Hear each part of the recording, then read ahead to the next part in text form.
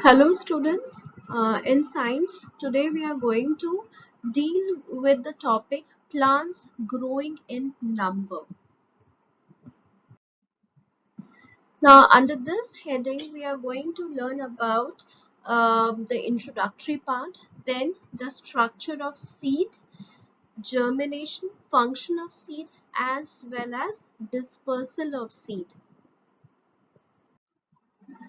In your lower class, you have already learned about plants, that they are the living things, and the most important feature of a living thing is what?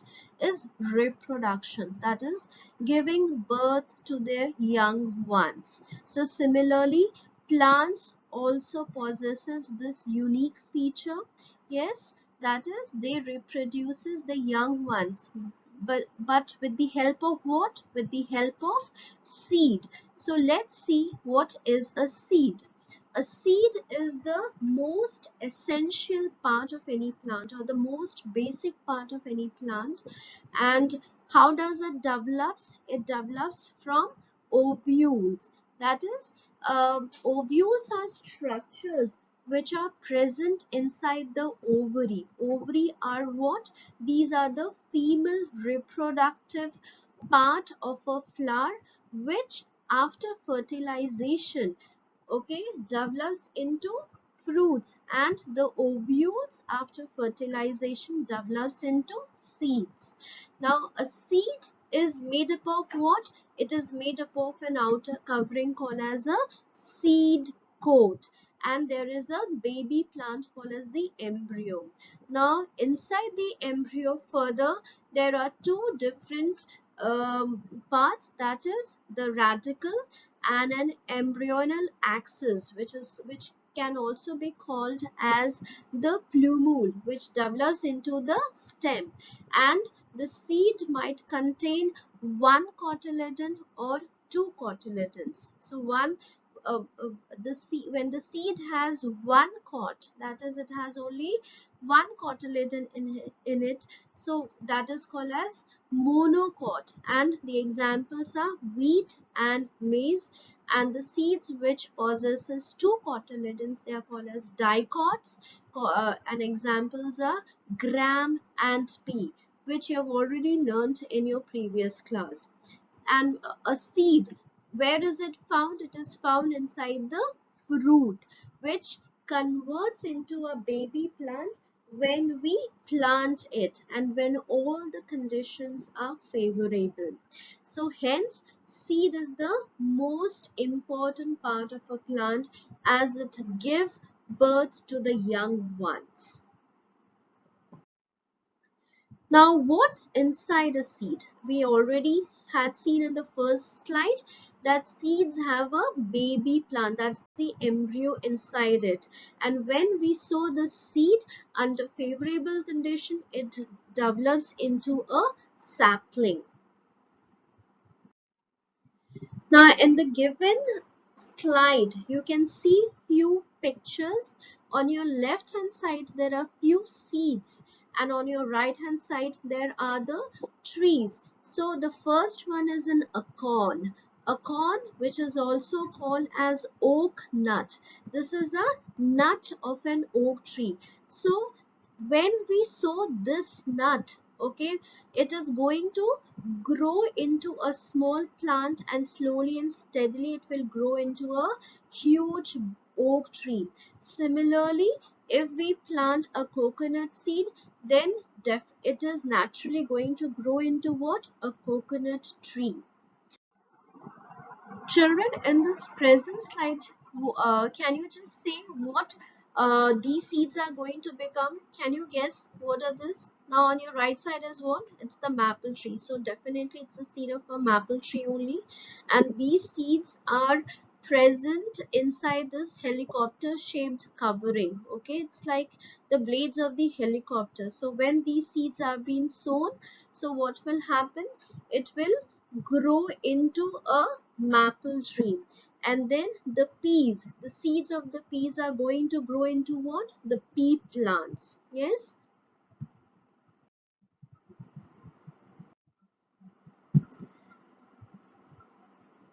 Now we are going to learn about the structure of a seed. What are the basic structure of a seed? There are three main parts of a seed. As in the figure you can see, the outer covering is the seed coat. Then we have the baby plant also called as the embryo. Yes, and then the food store that provides nourishment to this embryo. Children, let's study in detail one by one what are the important parts of a seed. The first one we had seen the embryo. Embryo is the baby plant or the tiny plant which is present inside the seed, and under favorable condition it develops into an adult plant. And this embryo consists of an young root called as what? Called as the radicle, and a shoot, that's the plumule. Now, second is the food store, also called as the stored food. And this stored food is nothing but it's a starch, a type of carbohydrates. Carbohydrates are what? These are the nutrients present in food which provides energy. So young plants uses the stored food until it's quite large enough so that it can make its own food by the process of photosynthesis. And the third part is what? It's the outer hard protective covering, that's the seed coat, which is present around the embryo and the food store, and it protects both of them.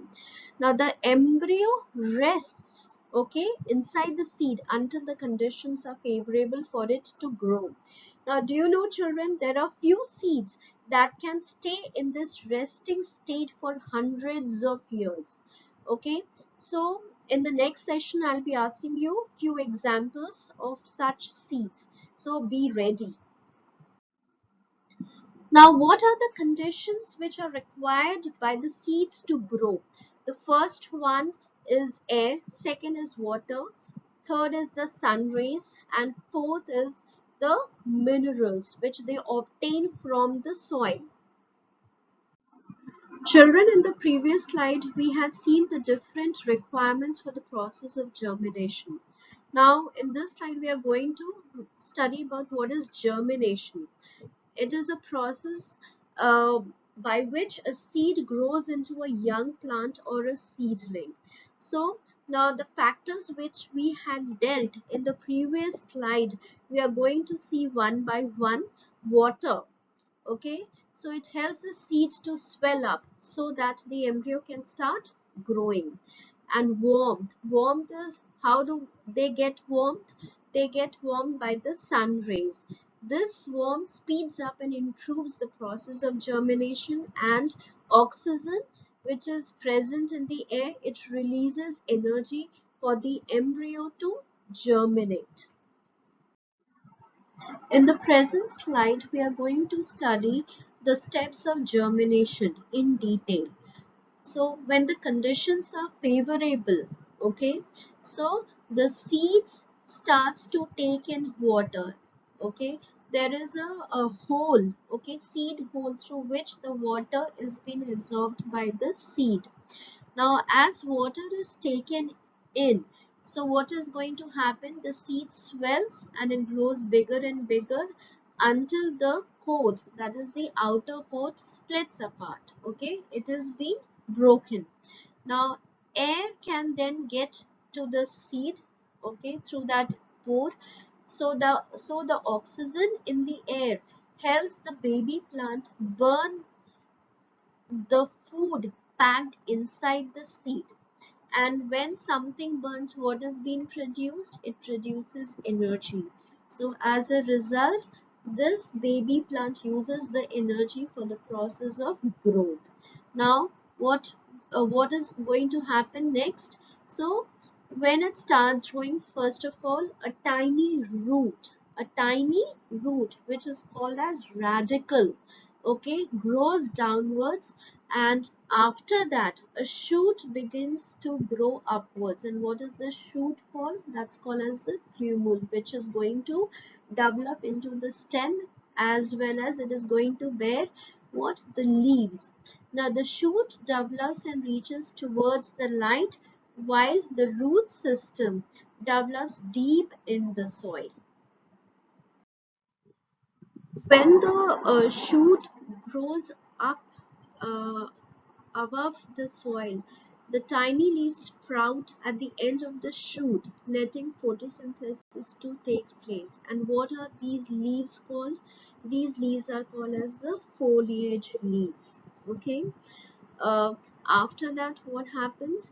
The radical, which develops into roots, it grows longer and thicker, developing into primary root, which further gives side branches, that is the lateral roots, which are called as the secondary roots. Okay. At the same time, the leaves grows larger. Finally, more and more leaves grow and the stem becomes thicker and stronger. In this way, the tiny seed develops into a huge tree. In the current slide, you can see the diagram of seed germination, which has been explained with the help of the various steps, which we have already studied in the previous two slides. First is in the first figure, you can see a seed being sown. So when the seed gets all the conditions, means when all the conditions are available to this, it is going to start germinating. So you can see here in the next one being shown the embryo. This is a green structure coming out showing the embryo. Now the embryo, from the embryo develops first part, that is the root. That's the young root called as the radical, which fixes in the soil. Okay, and there is a seed coat being also been shown. Now further, when this cotyledon, okay, when it starts coming out of the soil, the seed coat starts separating from it, and uh, it starts growing upwards towards the sun rays. And in the next step, you can see that from this cotyledon there is an appearance of first leaves called as what? The foliage leaves, which is going to perform the process of photosynthesis.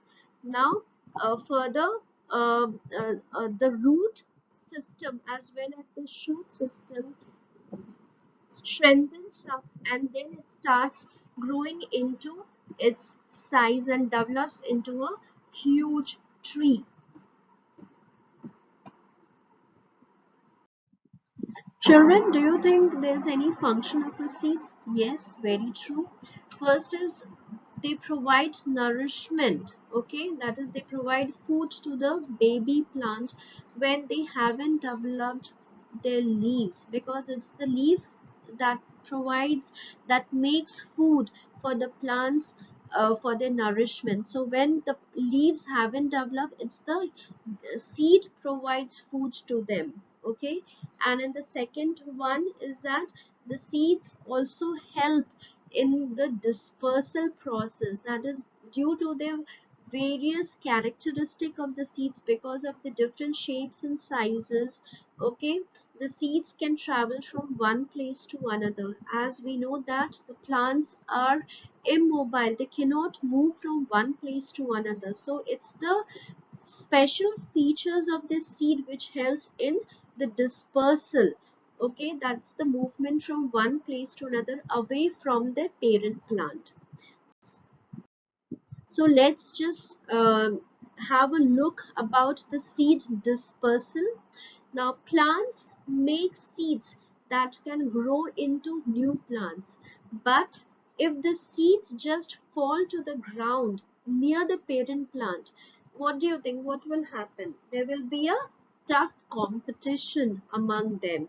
What? In terms of space, sun rays, water, or nutrients from the soil. And we know that the plants cannot walk around, and and they cannot take the seeds to other places. So they have developed few means or methods to disperse or move their seeds. So this process is called as seed dispersal. So there are few common methods by which the seeds are dispersed from one place to another. First is dispersal of seeds by water. dispersal of seeds by air or wind, then dispersal of seeds by birds, dispersal of seeds by insects. Insects also helps in dispersal process, and dispersal of seeds by humans. Now all these different modes of dispersal we'll be learning in the next session in detail. Children, before I conclude this session, there's an assignment given to you all which you need to write the answers in your science notebook. And in the next session, we are going to discuss these answers.